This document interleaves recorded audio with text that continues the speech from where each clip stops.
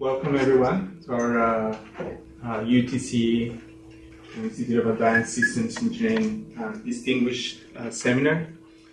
Today I have the pleasure of introducing Professor Chen from Northwestern University in Chicago. And before I talk a little bit about Professor Chen, I have a few reminders for everyone. The fire exits are this one and that one over there, and I'm told there is an exit of the building here. And bathrooms are over there. If you need to, please turn off your cell phones or put them in a silent mode during the time of the seminar. Don't forget to fill out the surveys. And with that, it is my pleasure to introduce Professor Chen. She's the Wilson Cook Chair Professor in Engineering Design at Northwestern University. And she's the director of the Integrated Design Automation Laboratory, or DEAL. Her current research involves issues such as simulation-based design under uncertainty, model validation, stochastic multiscale analysis and design, robust shape and topology optimization, multidisciplinary optimization, consumer choice modeling, and enterprise-driven decision-based design. She's the co-founder and director of the Interdisciplinary Doctoral Cluster in Predictive Science and Engineering Design, PSED at Northwestern. And she's also serving as the chair of the Research Faculty Council of the Siegel Design Institution at Northwestern. She received her PhD from Georgia Tech in '95. She served on the ASME Design Engineering Division Executive Committee from 2009 until last year, and she was an elected advisory board member of the Design Society from 2007 to 2013. She's also a review editor of the Journal of Structural Multidisciplinary Optimization, and she served 2 times as an associate editor of the ASME Journal of Mechanical Design. She serves as the associate editor of the SIAM ASA Journal on Uncertainty Quantification and the department editor for the IEEE transactions? IIE transactions. Yeah, that's the industrial engineering. Okay. And she was the recipient of the 1996 NSF Faculty Early Career Award and the 1998 American Society of Mechanical Engineers Pi Tau Sigma Gold Medal Achievement Award, the 2006 SA Ralph Keeler Educational Award, and the 2015 ASME Design Automation Award.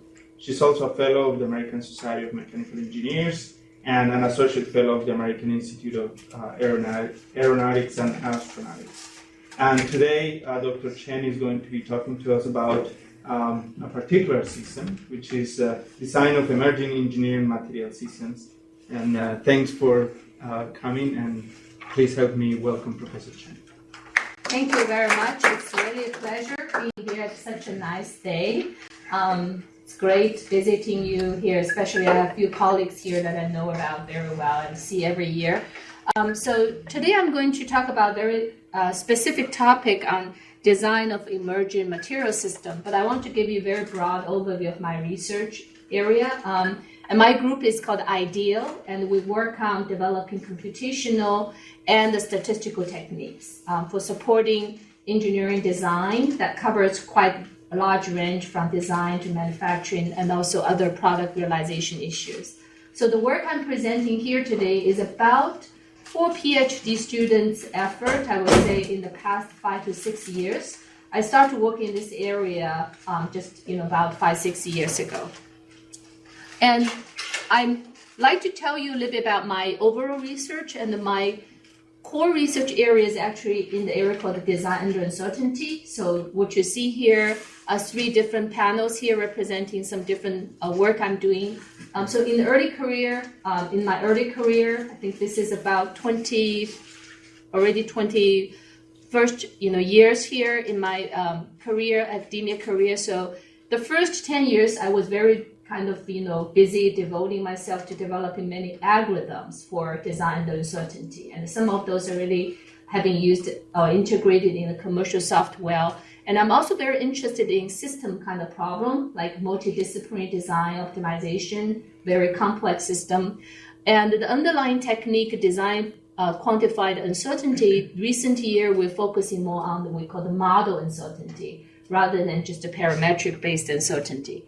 But recent years, I would say this is the second 10 years that I've been working on using uncertainty methods to different kind of areas. So one of those areas was really try to introduce uncertainty into shape and topology optimization. And I know that we have a couple faculty here really expert in topology optimization. And the second area, which is the one that I will talk about today, is really try to use stochastic method for design for material system. And the last one is we're using many data-driven methods for analyzing the people's behavior. So in mechanical engineering design, that's the consumer's choice behavior, like how they make a choice of a vehicle. So there's a network analysis approach we're looking at right now, looking at relationship between the human and the products.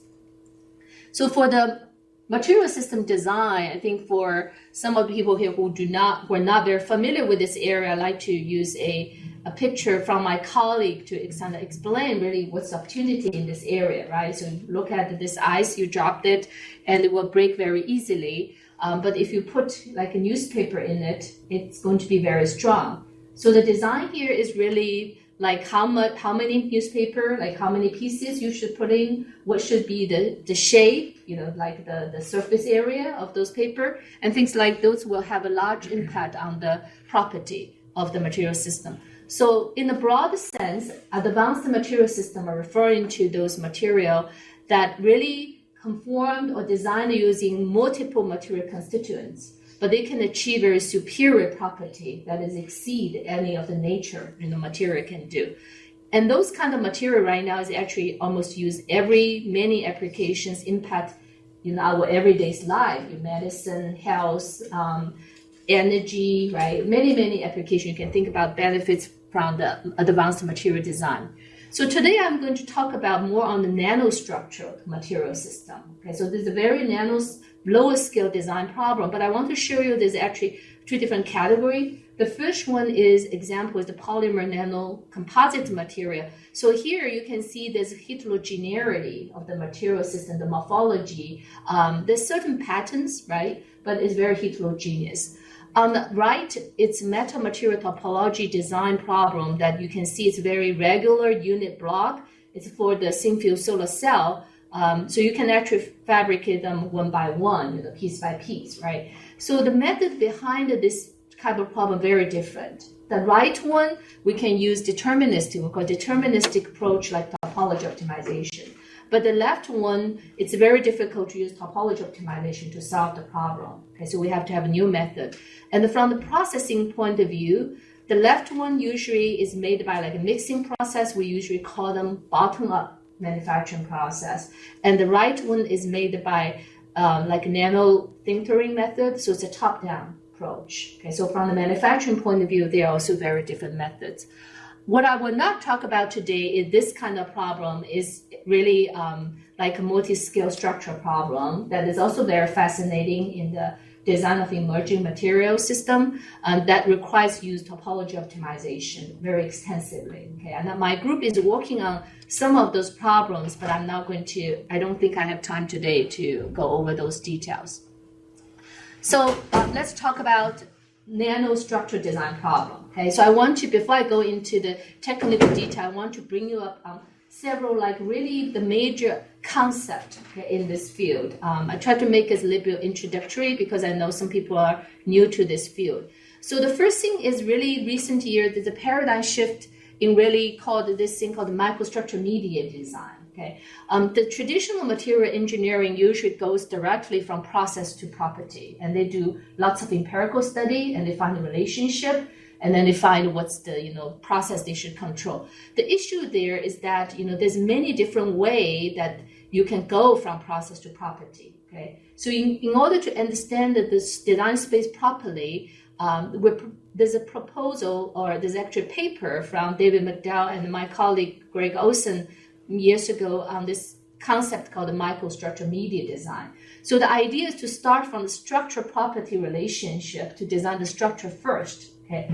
and then go back to see what kind of way you can use to make that structure, and really broadens or open the design space. So some examples of atomic level structure design and also the micro level. So here it shows like very different structure can achieve very different properties. So damping, thermoplasticity, people talk about multifunctional, right? So those are really depends on the underlying it is really the different structure drives different functions. So in this work, I mentioned about David McDowell and Olson's paper back to 2008.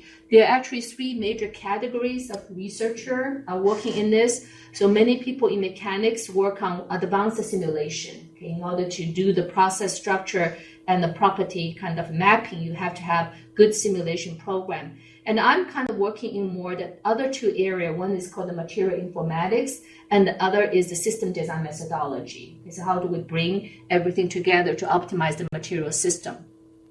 I want to use a project that I'm doing as a motivating example of why design is needed.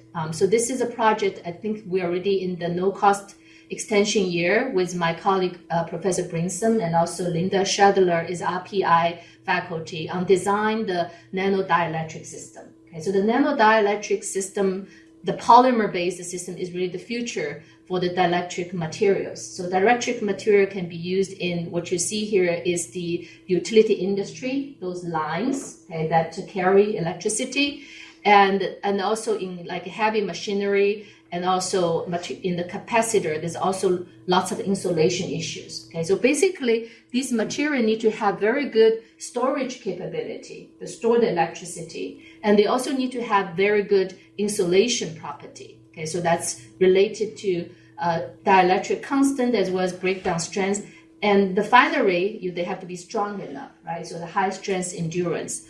So what we see, the picture here kind of shows you the different structure can lead to very different property, dielectric or mechanical. So the volume fraction of the whole material structure as well as the aspect ratio of the particle, the filler, they could have a huge impact on the property. What we found is that there's a big trade-off between all those properties. So some of those, like the spherical one, are maybe good for mechanical property, and then the cylindrical one are maybe good for the dielectric property, okay, as an example of the trade-off. So there's a lot of design or trade-off optimization can be done. But what is challenging is this kind of simulation program is very expensive because here's a finite element modeling program that's done by my colleague Kate Brinson. This is for a Goodyear project for the tie material. Again, it's a nano polymer composite structure. So you have the filler, the red one, and then you have the blue one is the matrix. But on the other hand, what's make it difficult in modeling is the so-called interface. So that's the area, the zoom between the filler as well as the big matrix, the polymer. Okay, so the interface behavior has a huge impact on the property at the end. So in this case, it's tie material, so we care about the viscoelasticity. So the 10 delta curve kind of shows the viscoelasticity behavior and relates to design. We want to minimize the wear, maximize the wet attraction, and then minimize the rolling resistance. So these are the three parameter location that you can see on this curve can be minimized or maximized to achieve that goal. Okay, so that can be formulated as a design problem. So what are the challenges of this type of material design problem? First one, it is a very complex problem that requires people from different disciplines as well as very expensive simulation. The second one is really where my interest or expertise comes in, that there's a stochasticity involved in this kind of system because it can be either due to the material itself, the heterogeneity, as well as manufacturing imperfection, and also many times the lack of knowledge of the behavior. Manufacturability is another challenge that my current work is devoted more to what's the method we can really make sure that the structure we designed can be made at the end. So there's a connection between the processing structure and the property that you cannot ignore. And also there's constraints and the process could be top down or bottom up. The last one is the material informatics is really that you have lots of information in the literature. How do you utilize them in a more effective way? Because people publish their experiments on nanopolymer, composite material, different filler, different matrix, different property. There's lots of information there, right? How do you take advantage of that? So those are the things that I'm interested in my work. And I also want to show you a little bit more about why we say that uncertainty is important. Okay, so in the mechanics area, there's a concept representative volume element, right? So representative volume element means that when the window size is large enough, you're able to capture the material, even if you do multiple realization, statistically equivalent, realization, you won't see too much uncertainty in the constitutive relationship. So here is the line shows constitutive relationship is very low uncertainty. But when you have a window size is smaller, oftentimes we cannot afford the large window. Okay, so we use the smaller window here, have less particles in there to do simulation. It's called a statistical volume element. Okay, and the uncertainty becomes very large. So if you are interested in, say, Young's modulars and those things, you won't see too much difference. And that's the first part of the curve, which is the slope, right, of the curve. There's not too much uncertainty there. But if you look at more the behavior like fracture, failure, fatigue, these are the tail of the constitutive relation, and it becomes very, very critical. So in our paper, one of them published in the CMA-ME paper years ago, we tried to look at really what are some of the generalized uncertainty propagation criteria, and also we did some benchmark study to show what uncertainty is important to carry up, to the upper scale level. So uncertainty is important in this area, and you cannot ignore that. And in order to do this kind of design, you also need to create this chain called the processing structure property relationship. And right now, most of the work, you probably heard about this Chen ICME, right? Integrated Computational Material Engineering. The goal is try to computerize everything, create a model between process to structure and to property. And what is important, which is my research kind of fits in here, is really how do we create or reconstruct the computer or digital image of the microstructure that can be used for structure property simulation that my colleague do. So here I show a mechanical TG simulation and a dielectric constant simulation. So my colleagues had those programmed, but they do need the microstructure definition, right, before they can start. So it's part of my work is called the characterization and reconstruction, is basically how do we come up with the mathematical representation for the microstructure and also quickly generate it. Okay? And also this representation can allow us to create the link between process to structure and the structure property in the way that we can do optimization. So here's my 3-circle diagram to show the research kind of issue evolved. I would think this can be, applicable to many of the system, not only material, right? Many of the design system. The first one is always a question is the design representation. Okay, how do we represent our design space? Actually, it turns out to be a big issue in material design because it's a relatively new area that people just start to think about how do we use the design method. So in our work, the question we try to answer is what's the smallest set of controllable microstructure design variable we should use? Okay, small amount, but controllable. What are those design variables? How we derive them? And for the design evaluation, we look at how do we rapidly assess the material behavior. Because if you have a computer code, RBE have to take like a couple hours and days to run simulation, you cannot use it directly for optimization. Okay, and for the design synthesis, we look at the question is really there's a huge design space. You can design the process, you can design the composition, you can design the constituents, what you put in, you can design the morphology. There's so many, it's a very large design space you have to explore. So how do you quickly explore this design space? So the method I will talk about today it fall into 3 categories. I will first show you some methods we call the stochastic characterization and reconstruction. The second one is we're using machine learning methods to identify the key material design variable characteristic. And the last one is I show you some design, or we call data-driven design synthesis approach. So the first one, we actually work on these topics for almost 5-6 years now. We actually evolved from some methods, early method to later method. So the first one is the most original one to represent microstructures called correlation function. Okay, and this is a curve basically, and the x-axis of this curve R shows the distance between any 2 points. So you throw a line in this diagram, and you see what's the probability this line will fall into the same media. So the dark means filler, and the white is the matrix. Okay, so the x-axis of that curve is the different distance, starting from 0 to very large, short range, long range, and the y-axis is the probability. Okay, so that's the curve can fully describe this microstructure. But how do you reconstruct it? Like in the computer, the way you reconstruct it is to use optimization approach. So you move lots of those black points. First, you start with a random distribution, and then you move them around to match with your curve.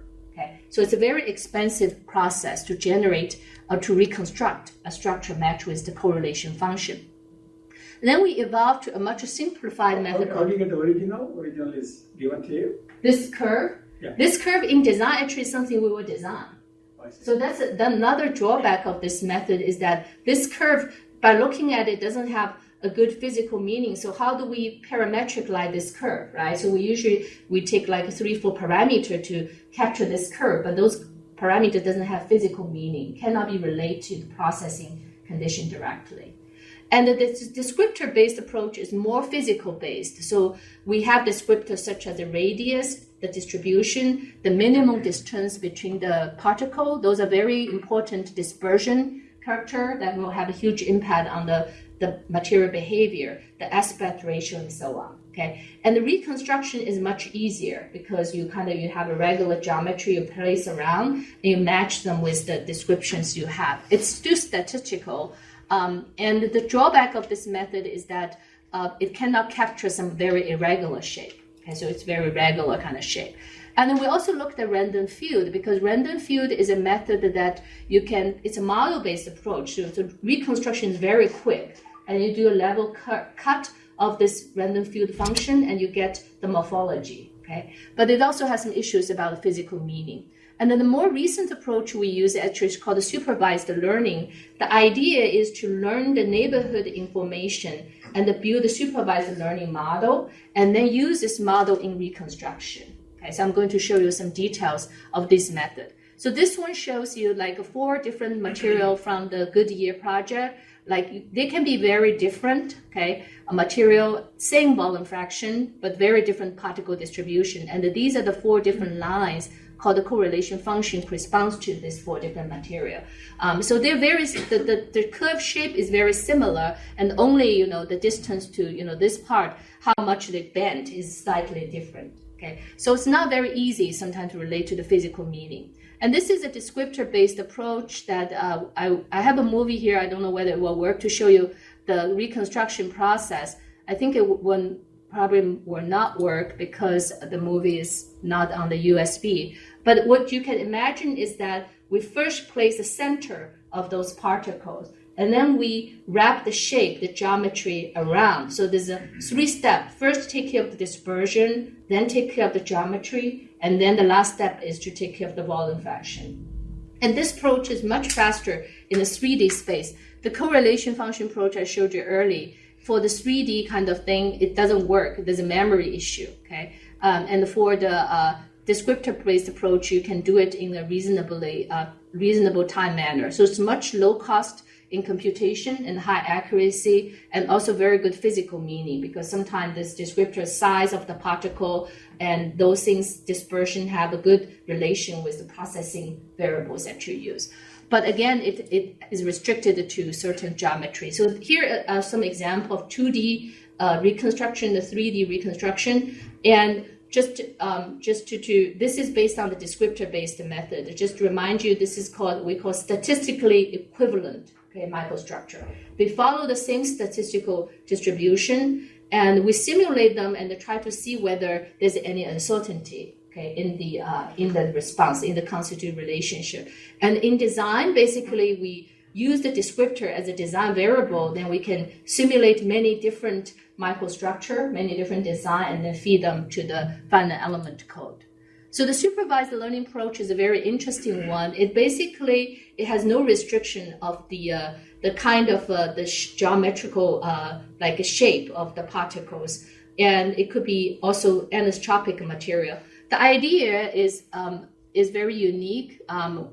We saw this only, I think this is the only paper we see so far use this called the supervised learning, and basically it look at each point. So you can imagine that you take out this small area and you further discretize it. Each point you look at what's the neighbor situation, either as 0 or 1, dark or white, right? And what you want to predict, or the white, is what is the color or 0, 1 for the current point. Okay. So what we did is first we scanned through all these images for each of those things. We have a information like a string here. I'm not able to control the mouse very well. So here is one data point, and the next data point. So you can imagine this is a big matrix, okay, data points. And then we can train this model to predict the joint distribution function. Okay, basically the joint distribution function. The response here is really try to predict what is the current point, either 0 or 1, based on its neighbor situation. Okay, and there's some statistical assumption used. For example, stationary Markov Chen field. That's what's the assumption. It basically says the stationarity, like from one location to another, they follow a similar kind of behavior. And the localarity shows that you need to train the data using a sufficiently large neighborhood. Currently, we're using, like this is the size neighborhood 3 by 3 or 5 by 5. We find it's quite sufficient. And the best thing of this approach is very fast in reconstruction because it's a model based. It's not optimization based method. Optimization will take much time to converge. So I show you here some example. The left image of each of the example is the original image you used to train the data. And the right one shows you the reconstructed one, okay, using our method. So you can see that you can do circular, you can do your very irregular, anisotropic, and we also extend it to 3D. The only downside is that you need to learn from 3D. You cannot learn from 2D and to reconstruct a 3D. That's the only downside of this method. And there's some other methods, like correlation function, you can assume the correlation is same from the 3D to 2D, and you can directly use the 2D to generate the 3D. Okay, so One these of the observations is the MR affinity of observations also, right? what is the question?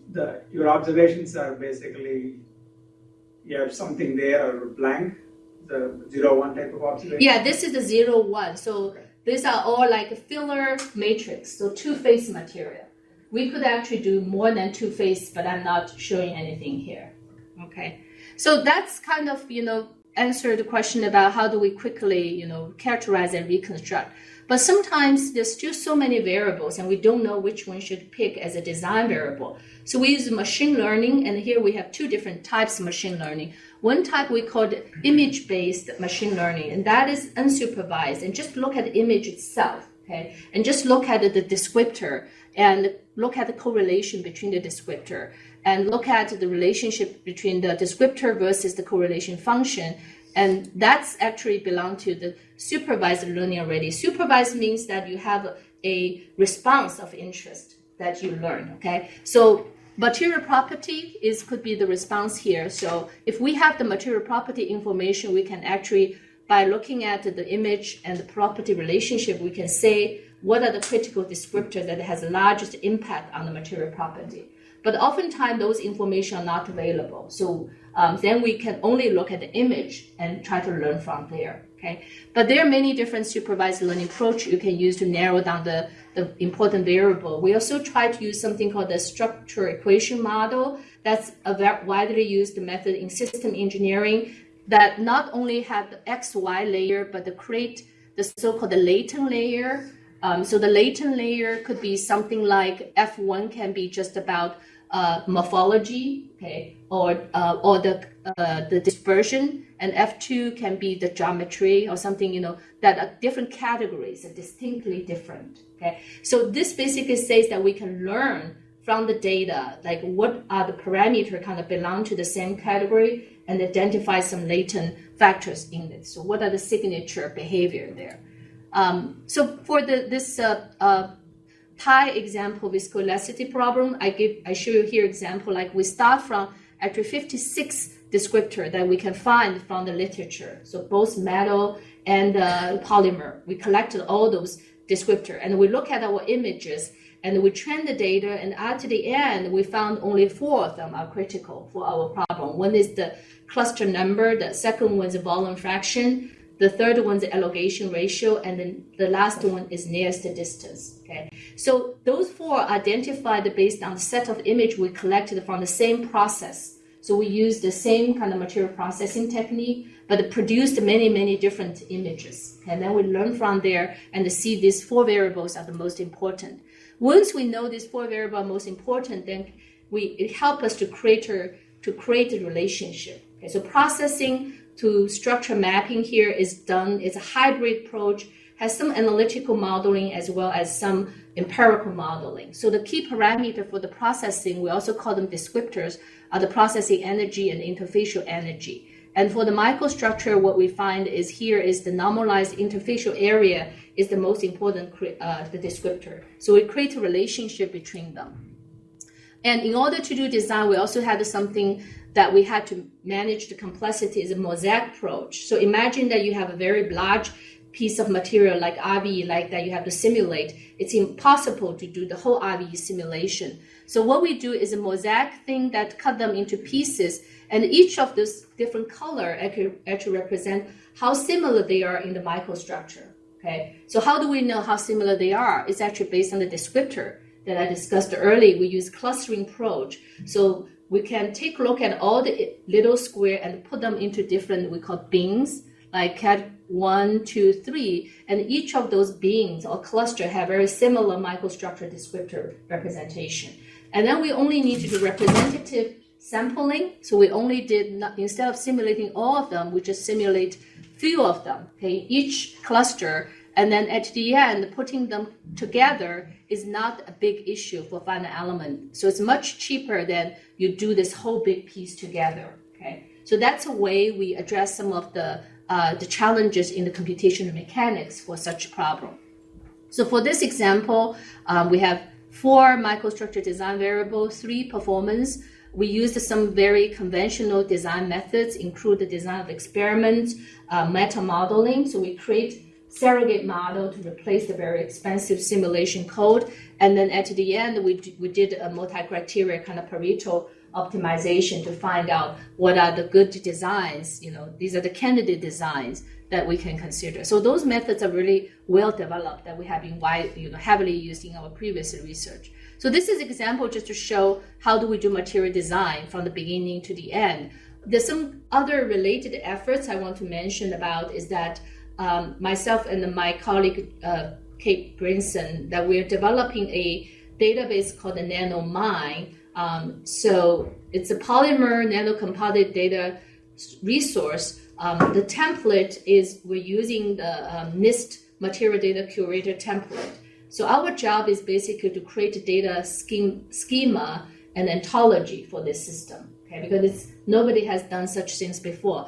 And we are mining accurate data, not just from our own research, but also from the existing papers. So there's hundreds of papers on nanodielectric material, and we're developing methods that can automatically grab the information from those papers, like the table, the charts, and then store the data in a readable way in our system.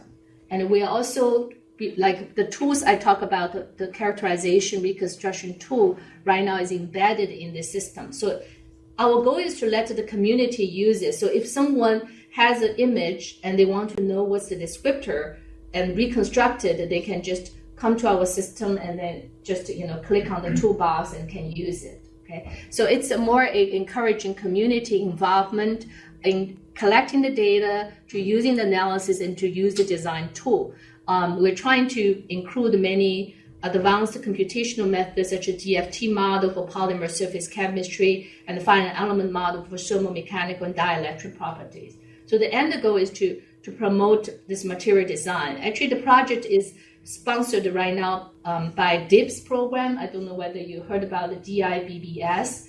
So that's actually a good funding resource right now to support any data-related effort. So I think the only requirement is you have to work with, not requirement, but they like to see is you work with some computer science people. So we are working with computer science people who are familiar with ontology development and knowledge generation. Okay, try to have a centralized place to collect all those data.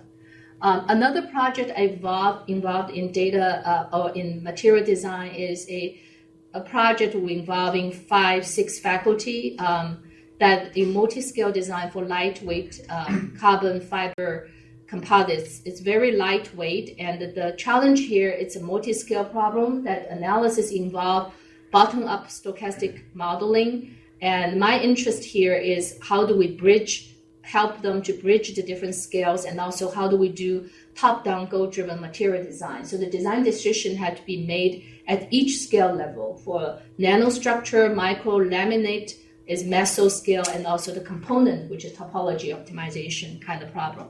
So it's a very... How do you coordinate those layers? How do we coordinate these layers? Yeah, it's a very good question. So my colleague, Wing-Kan Liu, who was advisor of in here, he's very specialized in multi-scale modeling, okay? And the big challenge of multi-scale modeling that I think I'm going to skip this one a little bit is to show you is that the multi-scale modeling approach he used is a concurrent approach that there's a communication between the lower level and the upper level. So the upper level will give you the boundary condition, the load, like the boundary condition, and lower level need to compute the constituted relation and feed it back to the upper level. So there's a loop there, okay? And it's very expensive if you do that, cross over all the levels. And also, because this problem, we're very interested in the variation caused by the manufacturing, okay? Because manufacturing, the preforming, that each different location, the fiber orientation can be very, very different, okay? So here's the illustration just to show you that at a different point, the material, the microstructure can be even different, right? So how do you do this scale bridging? We are actually using the idea of the responsiveness modeling. So we're doing many different realization simulation ahead of time. And we also want to consider like a defects, like a anomaly kind of issue, okay? So the approach we're taking is we create a design of experiments. The descriptor here include the material structure like a volume fraction, the particle the mean size of the particle, and the aspect ratio, the number of particle. You can see we're looking at very large range for hyperelasticity behavior, okay? And you can see these are the different designs, basically. 1, 2, 3, 4 are very different design, material design. But we can do some simulation ahead of time. It's not that expensive. And also the boundary conditions are the E11, E22, E12. These are the boundary condition. And once we get the response, we can create a surrogate model for the constituted relationship. Okay, and this just shows that the simulated one and the response surface curve match very well for 3 different S11, S12, and S22. Okay, and those curves then used feedback to the upper scale level. So, and this kind of approach can facilitate material design as well as consideration of variation of material property at different locations. So that's the approach that we are taking now to try to do the scale bridging. How do you determine what variables you need at the next level? Okay, that has to be coming from an engineer, is it? So this is the nanoscale level, and the next level, it will be like in our case, is the woven composite material. So it deals with the like a width, thickness, as well as the angle. So those are we call the architecture kind of design. So you need to know those beforehand. These are the variables. Yeah. So you have structure design variable at each scale level. Right. So this is for the nano, but in the meso scale level, this variable will be replaced by another set. And then, but your load condition is going to also, load condition will be something similar, I would say, in each, but the range will be different. You know, the value will be different. So I think these are the range. How do we choose them is working with the people who really understand the physics as well as the processing. Like, can we make this kind of volume fraction, right? What is reasonable volume fraction? So here we look at from 2 to 45%, which is very wide variation, okay? And the hyperelastic material has this high dependence, the load, the path dependence, and also very good capturing the plastic deformation. So it's a special kind of category behavior we choose just to show the potential this method can do. But if you don't use surrogate model, it's going to be very tough to do this kind of design. Now I want to switch gear a little bit, talk about metamaterial design. Actually, I want to show you how research evolved from the deterministic approach to a stochastic approach. So the metamaterial here is a solar cell. So the big challenge is when you use a thin film cell, you want to still control the light or the light absorption within the structure. The goal is to transfer the sunlight into electricity, right? So the way to achieve that is actually to design the surface pattern of the absorption layer. We design the surface pattern so that this light can be fully contained rather than bouncing back around and then all dissipate. Okay, so that's the problem that it's an optimization problem that we initially start with topology optimization, like design this unit cell, and then we try to fabricate it to all, different locations. We use the genetic algorithm, these just SIMP method, tried it out for this different light frequency. So because sunlight can change during the day, right? So the ultimate design is the one that we used, is called the broadband. Broadband means it's a wide range, okay? So here it shows that my colleague, Professor Chen, fabricated actually. So this is a fabricated design, and then this is the black and white image of that. You can see there's some differences actually between the original optimum design and the fabricated one. But luckily, the performance doesn't deviate that much. The blue curve is the one from our computer optimized design. The red one is from the fabricated samples, okay? But it's much more efficient, those design much more efficient than the green one, which is just a random pattern, okay? The absorption of that actually can get to close to almost 98% at certain frequency, okay? So it really shows the power of the optimization approach, can do a much better job. But the issue with this kind of approach at the nanoscale level is that for like 4-inch wafer, you need to cost weeks of time and thousands of dollars to do it. Okay, so it's not very feasible from the processing point of view. And then we evolved, this research kind of evolved to we call the quasi-random structure. Actually, it's inspired by the nature. It's very interesting that if you look at the color of an animal, actually when it's very colorful, underneath is a very periodic structure. And when it's the same color like a blue here, underneath is something look random, but it's not random. It's called quasi-random. There's still some pattern there. And the right one is a wholly ultra-wide beetle scale structure. The disorder is even more. So you can see periodic go to quasi-random and go to random structure, but each kind achieve very different property. And the natural biological system, the way that these things are formed is through the self-assembly process. So in engineering, we also have lots of self-assembly process right now, bottom-up process. Like I worked with Professor Oden, her group is using nano wrinkling process that they can produce those wrinkles, okay, based like surface patterning, do surface patterning. And those things are much more scalable. They can done for a large area with a very cheap kind of mass production. So it's much cheaper compared to the deterministic approach. So this drives us to develop a new method called the spectral density function approach. What we found is that those structures look random, but they're not random. And if you transfer them to the Fourier spectrum, this is how the structure look like. On the left is very messy, but what's in the middle, you can see there's a band there. And we further to transform for the SDF function called spectral density function, which is a function with respect to the spatial frequency. Okay, so it's transfer the real space domain to a frequency domain. That's the key idea there.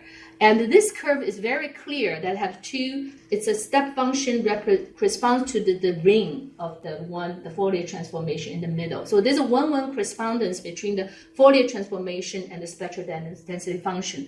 What this tells us is that we only need to design this SDF function, which only has two critical parameters, the left and the right value, okay? And then we can design the structure that match with the property we want. So this leads to the spectral density function approach that we are right now examining. And the one other interesting observation is that the same spectral density function can correspond to two totally different structure. Like this is circular based, this is more channel-like but their Fourier transformation is exactly the same, or the function of these two structures is exactly the same. So in other words, there's not unique mapping between structure design and the desired property. Even that, if we design the spectral density function, there's also multiple ways to realize it based on the process we have. Okay, so in design, we try to focus more on designing the spectral density function rather than the detailed structure itself. That's the key idea here. So using spectral density function is a link between the process structure. Another advantage of spectral density function, this is a comparison of SDF versus the two-point correlation function I showed you before. So these are four very different structures. And if you look at the last row, the two-point correlation function, you cannot see much differences. You see some waveness, but you cannot really tell, right? But if you look at the spectral density function, it's very clear the kind of system they are. The first one and the second one, they are all step function very similar with. What's happening is that basically these two structures are the same. It's just at different scale. You can see this is a square like taken out from this big structure. Okay, so the difference is only the shift in the spectral density function, but the structure is the same. And then this one, you have wider step, and this becomes peak. It just shows that this becomes more disordered. Like from left to right, you can see they become more disordered. Okay. So those different curves have more physical meaning compared to the. But the last one is sort of like a convolution between two. Between the first. Last one, the fourth one. Yeah. So is there any relationship between the fourth and the second one? Fourth and the second one. Fourth and the third one. Physically, I don't know, because that's a triangle. Yeah, it seems to me it's just a stretch, like make it more like a more messier, like basically it means that like disorder just means that whether the distance, between the we call the range, which means the distance between the 2 points on this picture, whether it's short range or long range kind of behavior. Okay, and in optical area, it has direct relationship with some of the functions they want, short range or long. Because the fourth one is sort of like a convolution of the third one. So yeah, that's a good observation. Yeah, and you can see this one is like, this ring like become thicker compared to this one, right? And this becomes full, like a full, like we call the white out lead behavior. So it just becomes busier. So we have approach that now we start to design the SDF first, get it optimized. That's what's going on in the right side. And then we link to the manufacturing process. And actually the form of the SDF function is actually derived based on the process we have. So for different process, we can actually study it and see what's the underlying form. There's different SDF form you can choose. And then it helps us to link the manufacturing process in a much easier way. So I can show you a couple examples very quickly. This is again the optimize the top layer pattern to maximize the absorption. So here we just choose one specific like a frequency we're interested in. So the design variable is the Ka, Kb in this spectral density function curve. And we optimized, it's kind of show the optimization history. And these are just different solution. You can see they are the same SDF, but they look like slightly different. Okay, this actually helps us to, we have a research hypothesis. We say that this actually helps to have embedded robustness into manufacturing system. It means that even if you have a little bit small variation, it's not going to have a huge impact on the performance. But if you use a deterministic design approach, oftentimes small variation can lead to very large impact. Another example is this nano wrinkling process. We actually find a very good relationship between so I will show you here this different process condition. We try the different kind of exposure time, and we try the different solvent like a number, and so these are chemistry things. Some of them are chemistry, some are related to light exposure. And what we find is that all these curves can be described by underlying the same shape of SDF, and the only difference is the Km value, the peak value can be different. Okay, so then we can just design, in this problem, we only design one peak value of Km, and we can control it by, it's related to how much time it is exposed to the light, okay? Then we can control it easily and find lots of, like relationship between the process condition and the SDF function values directly, because the SDF basically has we call it a physics-aware kind of representation. It has physics built into it rather than just a simple kind of curve. So we're doing many different, my goal right now is actually test this method on very different systems and to try to see whether it works in different systems. Right now we are testing on the nano wrinkling process and the polymer mixing process, and also nano dielectric. They all show to be very powerful in all those 3 cases. Because anything, if you think about the property, it depends on the spatial correlation. This method is going to work because SDF basically captures the spatial correlation of the material and their impact on the property. So as a closure, I hope it's not too overwhelming. I try to show you some different kind of problem we work on. In general, it is a problem area that can benefit greatly from I call the state-of-art computational design methods, okay? Because we have been doing lots of computational design work, not for material system, but for system like aircraft, automobile. But those methods like design of experiments, design meta modeling, and the statistical sensitivity analysis, all those things are very useful in the material system content because it's a system, right? Stochasticity plays a very critical role in this process. So this is a problem you cannot ignore, the stochasticity. And design and manufacturability are really highly coupled. You cannot really separate them out and just design the ideal structure and then figure out how you make it. I think a more systematic framework is that can really capture the connection between the two.